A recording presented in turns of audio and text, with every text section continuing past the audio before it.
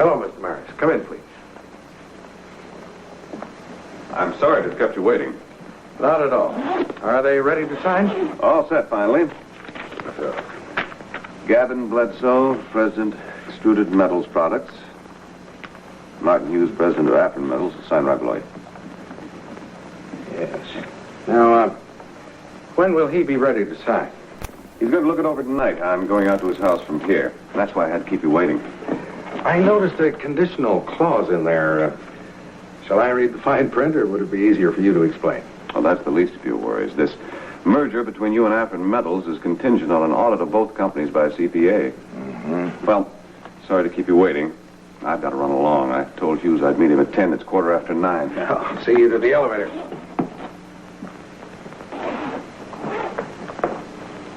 When will I see you again?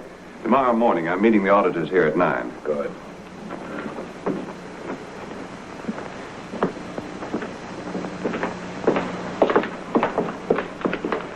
Good night, Mr. Bledsoe.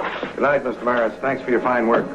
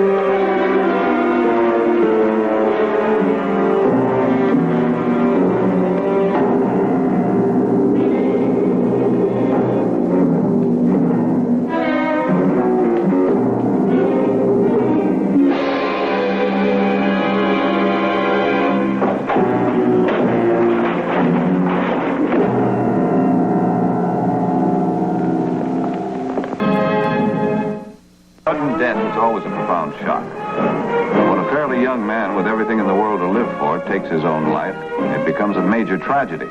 And there seemed to be no doubt that David Farrell had committed suicide. What was his full name?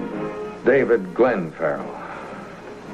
It's a ghastly thing. I just can't believe it. Even after I saw him, I still couldn't believe it. I think I can fill in the rest, Lieutenant. I knew David very well. He started to work here 5 years ago as an ordinary accountant. I recognized his talent, and just last year, I appointed him controller of the company. He had a brilliant mind for figures. When did you see him last? Last night, a little before 6. Do you have any idea why David Farrell should want to commit suicide? None whatsoever.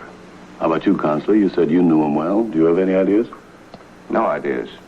He had a good paying job and a chance of making it bigger and better after the merger. I'd promised him that. A nice home, 2 lovely children, a devoted wife. Does that add up to suicide, Lieutenant? No, it doesn't sound like it.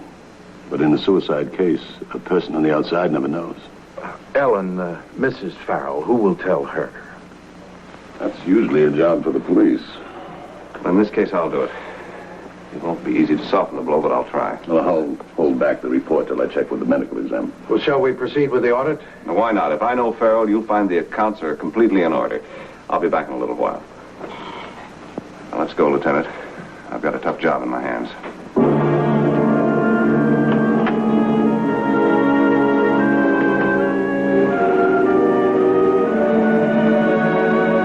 I'm calling everyone and everywhere all night.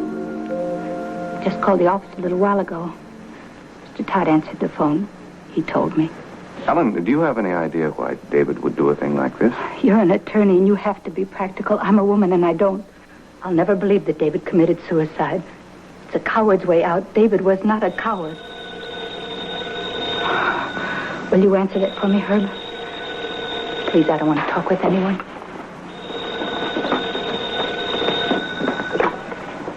Hello?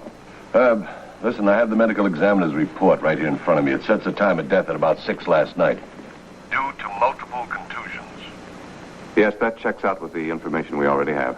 As far as I'm concerned, this just about wraps up the case. All I need is one more thing, a motive. A man doesn't commit suicide just because it's Tuesday. There has to be a reason. Well, it'll be hard to find a reason for this one. Herb, I understand they're running an audit on the company books. Is that right? That's right.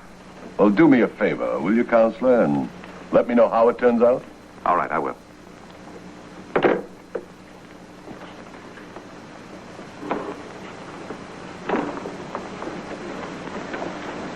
Ellen, it's hard to know what to say in a case like this. A man who makes his living using words suddenly finds them backing up in his throat. But this I know. The good, the kindness, and the love that were David are indestructible and deathless.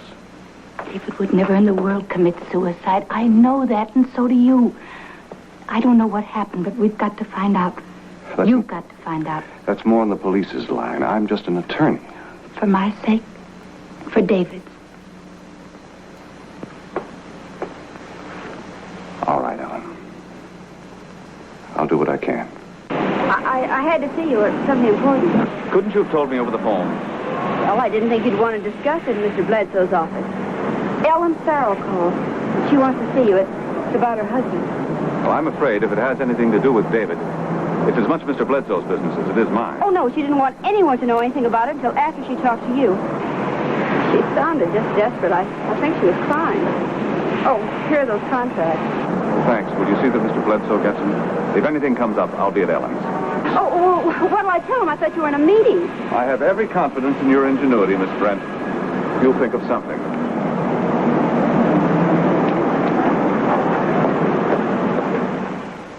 I know you thought David was the soul of integrity. Perfect father, a loyal, outstanding husband. Go on, Ellen.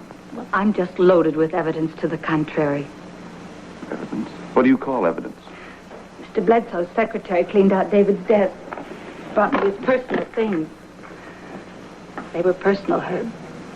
So personal, I can't bear it.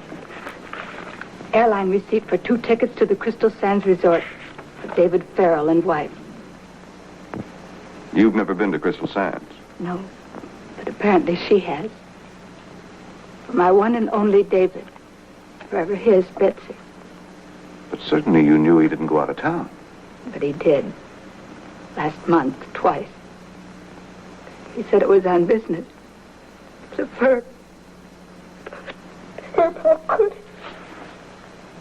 I don't believe David was a liar, and neither do you. What about this? A letter from some gambler threatening to tell Mr. Bledsoe if David didn't pay the $15,000 that he'd lost. Is that evidence, Counselor? Yes, it's evidence, but what else do you have? Just some accounting sheets. Oh, Herb, what happened? Why? I don't know why, Ellen. But if it's humanly possible, I'm going to find out for both of us. What am I going to tell the children? How am I ever going to explain? You're not going to mention this to anyone. But right now, you've got to get some rest.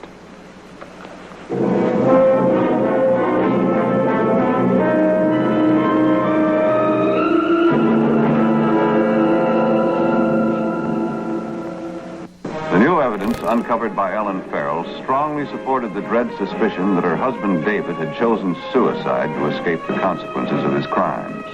All that was missing was the auditor's confirmation of embezzlement. What's all this about? A missing link in the case against David Farrell, the motive. Gambling debt, infidelities, it's all there. Plus a few personal belongings he left in his desk. They were delivered to his wife. You get to the point, Herb. You didn't track me down just to convince me of David Farrell's guilt. Lieutenant, doesn't it strike you as curious that a man capable of embezzling funds to cover his debts would leave a desk full of incriminating evidence? Wait a minute, Herb. We're talking about a man who jumped down an elevator shaft. And it's just possible he might have had too much on his mind to think about cleaning out his desk. It seems to me that somebody was in an awful hurry to get these things to Mrs. Farrell. I don't know. People have gone to resorts before under similar circumstances. What's so different about David Farrell? Everything. I knew the man. For love or money, he couldn't have done any of the things that these items indicate. This is a deliberate attempt to discredit him. Well, you think the person who put this evidence together might have been the same person who pushed David Farrell down the elevator shaft? That's exactly what I think. And I also think that person was Gavin Bledsoe. That's a strong accusation, Counselor, without adequate proof. Look, how about this doodle? I saw Bledsoe do the same thing last night. I'd swear this was his work. You can't base a murder charge on that, a doodle. Listen, I've got some checking to do. Why don't you get back to the office and find out about that audit?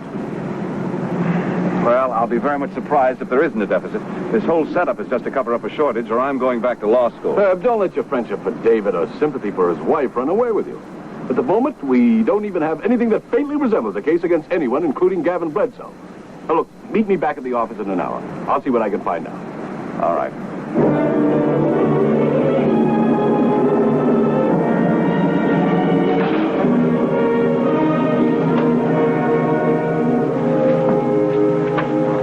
Well, Counselor, I wouldn't say you look cheerful.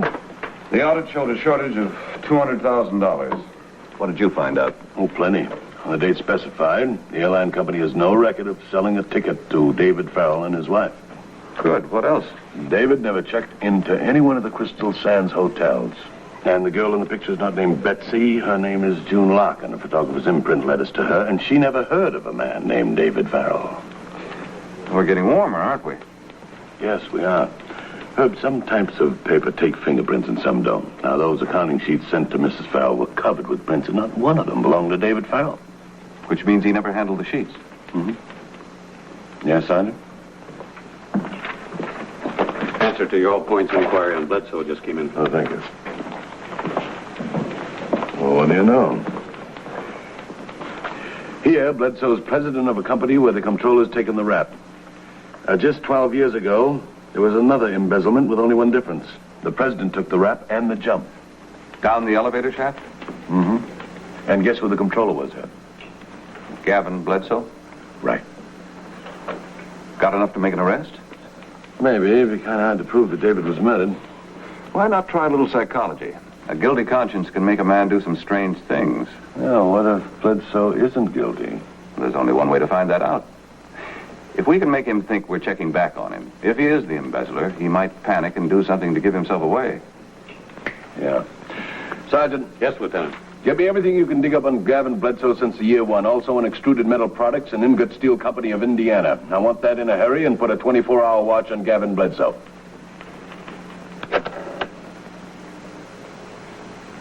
Hello. Mr. Bledsoe's office, please. Now, what if he won't talk to me? Once his secretary gives him your name, he'll talk to you. Mr. Bledsoe, please. This is an old friend of his, George Lacey. It's a personal matter. I think it's going to work. Hello, Gav, you old pencil pusher. How are you? Well, this is George Lacey. Uh-huh. Oh, years, I guess. Hmm? Oh, there's nothing you can do for me. I just thought maybe there was something I could do for you. A lawyer just left here. He was asking all sorts of questions about you and that shortage 12 years ago at Ingot. A lawyer? Oh, you must mean Herb Maris. Yes, he's our company attorney. I should have warned you that he might drop in. Oh, he's finding out who everyone is from the boss on down before he files our application for a new stock issue. Mm-hmm. No, George, certainly you did right. Never can tell about these things. Mm-hmm. Some evening? Yes, time does march on, doesn't it? Oh, I think we should. Why don't you call me, a week from today? Mm-hmm. Yeah, that'll be fine. All right.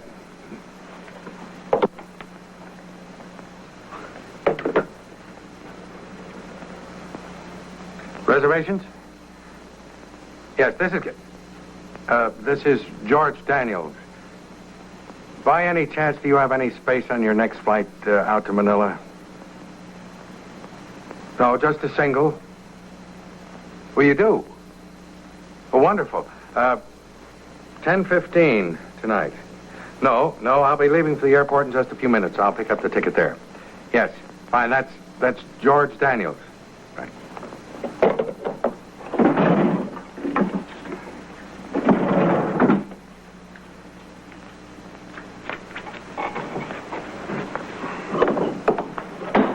I'm keeping the ledgers in the safe until after the audit is finished. Oh, that's fine, Alex. There's something I want to check. You run along home, and I'll see that they're locked up. Yes.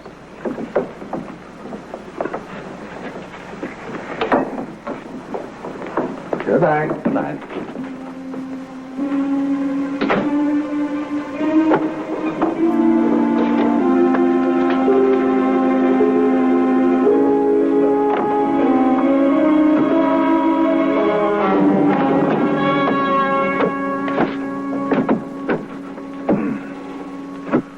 Listen, Hunsaker checked the office till 10 o'clock. No sign of Bledsoe. He never came out. Are you still watching it? Waste of time, Herb. I had a man there all night. My guess is Bledsoe's many miles away from here this morning. Well, I've got to go to Bledsoe's office to get a statement of the company condition. I'll see if Todd has any ideas. Good. Call me if he has. I sure will. Goodbye.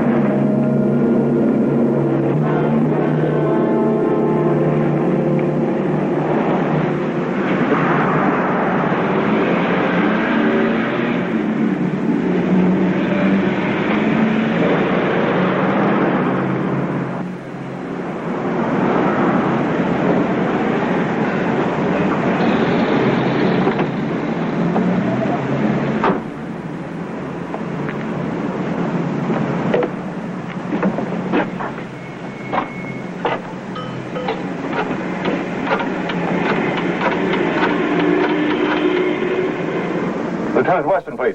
Emergency. This is Maris. I picked up Bledsoe as he came out of the office building. He took off in a cab. I tried to follow him, but I got bogged down in traffic. He's going east on Century Boulevard. I lost him at Wilton Drive. Century Boulevard? What's he doing on Century? Listen, if he wanted to make a fast getaway, he'd head for the airport. That's in the opposite direction. Wait a minute, Herb. Train station.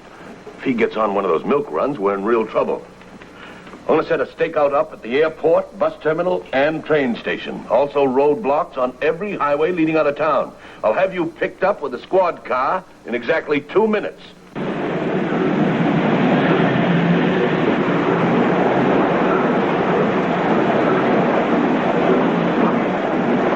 Instead of 10, I'll make it 20. Do another favor for me. What? My wife probably has people watching for me. I want you to buy me a ticket on the next train out of here. You must be way back in your alimony. Too far back to start paying now. Well, is it a deal? Sure, for an extra $10, why not?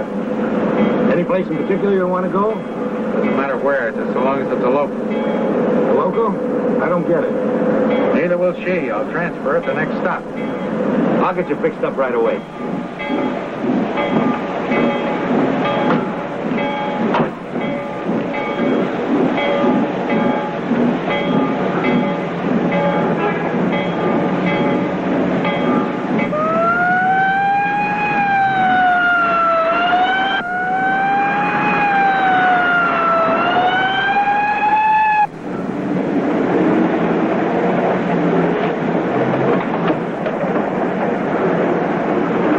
Day, mister. The train's due in here in a couple of minutes. Makes 8 stops. You can take your choice. No, you earned your money. If anyone should question you, I'm a clam.